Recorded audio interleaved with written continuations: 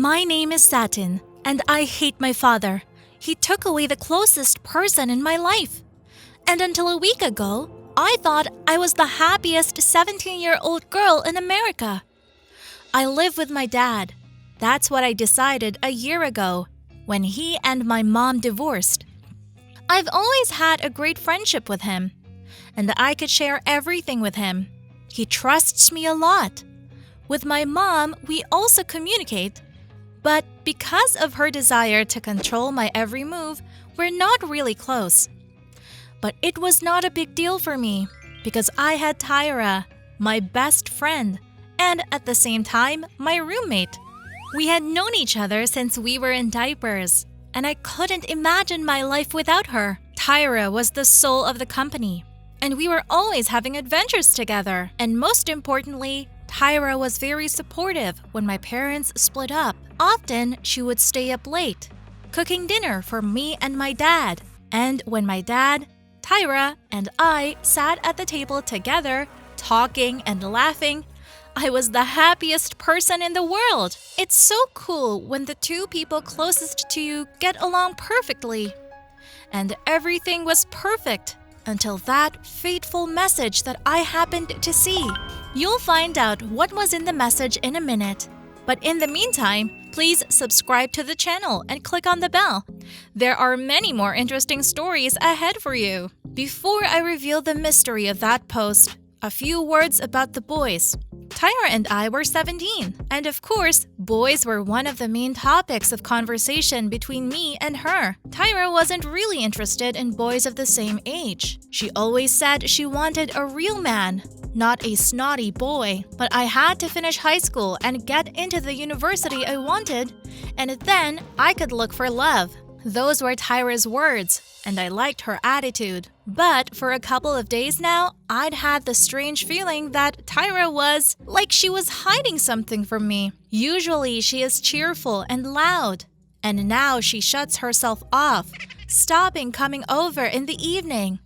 To all my questions, she just waved it away with a joke, which scared me even more. One day during recess in class, there was a text message on Tyra's phone, which was on her desk, and before she could grab the phone, I read, "Miss you, waiting for tonight," and a smiley face with a kiss. Are you seeing someone? I couldn't take it anymore. Why aren't you saying anything? We have no secrets from each other. Tyra blushed and, hiding her eyes from me, whispered that she has no one. It's just an annoying admirer. And after class, Tyra jumped up like crazy and shouted that she had a dentist appointment and ran off. So there is someone after all, I thought. But knowing Tyra's temper, I knew it was useless to ask. The evening was boring. After watching Wednesday on Netflix and eating a big bowl of ice cream, I went down to the kitchen. It was almost midnight, and my dad wasn't here yet. He was working too much. I poured a glass of milk and looked out the window. I could just see Tyra's house from it. Her kitchen, there was a light on. Can't sleep either, I guess, I thought. A shadow flashed through the window, and then another. Strange, Tyra's mom was on a business trip. Who could be out this late at night? I just clung to the window. Suddenly, Tyra's kitchen light went out, and I saw a shadow on the porch. It was dark, and it was hard to tell who it was. A few minutes later, Dad came in the house. When he saw me, he froze. He asked why I was awake, smiled absent-mindedly, and hurried to his room. There was a strange feeling inside. I couldn't understand. Tyra, that shadow, then Dad, his strange smile.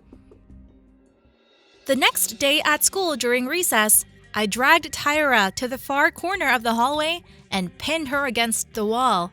Tell me about it. You have someone, and that someone is coming to visit you late at night. I saw it all. Tyra clenched her teeth, parrying calmly. If you saw it, why do you ask?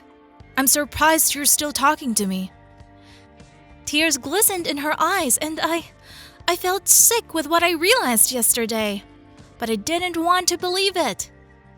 But everything was piecing together into an ugly right puzzle. For a couple of weeks now, Tyra and my dad had been out late on the same days. Dad upgraded his closet, buying several pairs of jeans and sweatshirts to look fashionable. And Tyra was wearing more aggressive makeup to look more grown up. And this was all happening right in front of me. Realizing all of this, I hissed. "How could you, Tyra?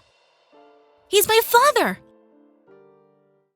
I've never hidden the fact that I'm interested in grown men, Satin.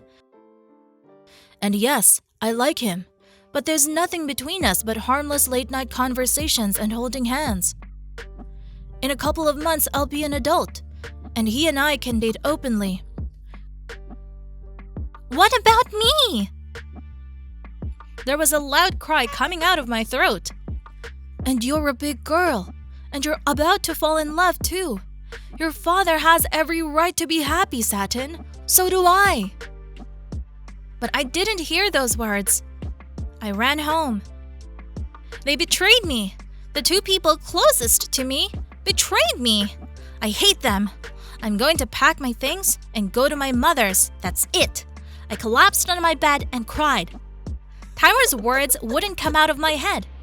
He's entitled to happiness. After calming down a bit, I saw 15 missed calls on my phone. From Dad. Tyra had told him, and he's worried. And I don't know what to do. What would you do? Would you accept your father's choice and let him be happy?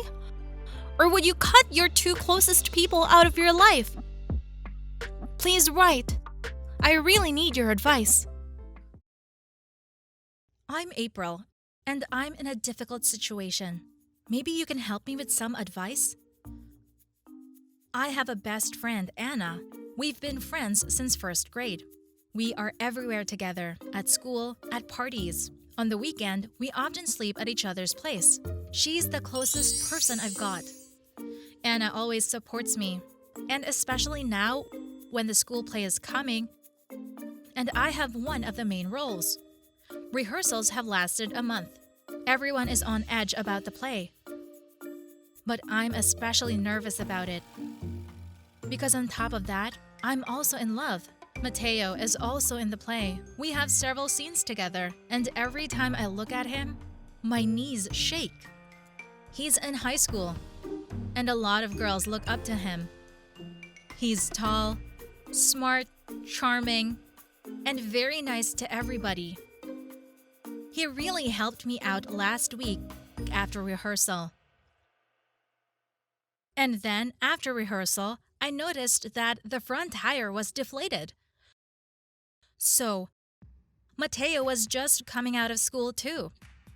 And he saw me. When he realized what was going on, he got a pump, and 10 minutes later, I was rushing home happy. And then I realized that I was in love. I had to tell Anna. But she didn't pick up the phone. I barely waited until morning to tell her at school. But it all went wrong. I ran into Anna in the hallway before class, and she was having a flirty conversation with Mateo. Oh no, I can't believe it. He took her hand lightly and smiled at her, tilting his head playfully. I couldn't believe what was happening. The day passed like a fog. I tried to avoid Anna, and even went home on my bike without waiting for her. At home, I cried. I knew it wasn't Anna's fault. The irony is that we like the same guy. The play was a week away, and I had to pull myself together and play my role properly. I made up my mind. After that, I would try not to cross paths with Mateo anywhere else, and I wouldn't bother Anna. She kept calling me all evening, and I didn't know what to tell her. The next day, there was a rehearsal. A dress rehearsal, to be exact. And apparently, Mateo invited Anna because she was sitting in the hall. When I noticed her from the stage, she waved to me. And I couldn't concentrate. The rehearsal went terrible, and I realized that I would fail the performance if I do not discuss everything with Anna now. That evening, I suggested we go for a walk. We met at our favorite park. April, what's wrong? It's like you've been avoiding me. And I have news I wanted to share with you.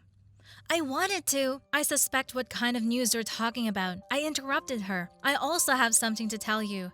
It's about Mateo. Oh, he's wonderful. Tomorrow is our first date. And I'm so excited. Tell me more about him. You're in a play together. The tears were choking me. Anna, I like Mateo too.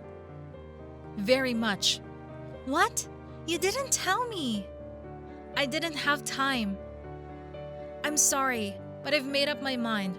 Go out with him. You'll make a beautiful couple. I just have to get through this hateful performance, and I won't get in your way. I clenched my teeth so as not to cry and quickly skidded home from the park. Anna was still standing there with her mouth open. The performance was 3 days away. It seemed like an eternity. Anna and I tried not to cross paths at school. She never showed up to rehearsals, and Mateo was a bit gloomy. And on the day of the play, Anna came into the theater when we were running through the dialogues. She nodded at me, and when I went into the hallway, she hugged me and whispered, "I don't want us to fight over a guy. Our friendship is stronger than that. I dumped Mateo." The auditorium was full. The performance was a huge success. We were called back for an encore. But I felt bad. I felt guilty. I shouldn't have told Anna about my feelings for Mateo. I should have let her go out with him. What if in a couple of years she'd blame me for breaking up with him? What do you think? Did I do the right thing? What would you have done in my place? Please write. I'm very interested.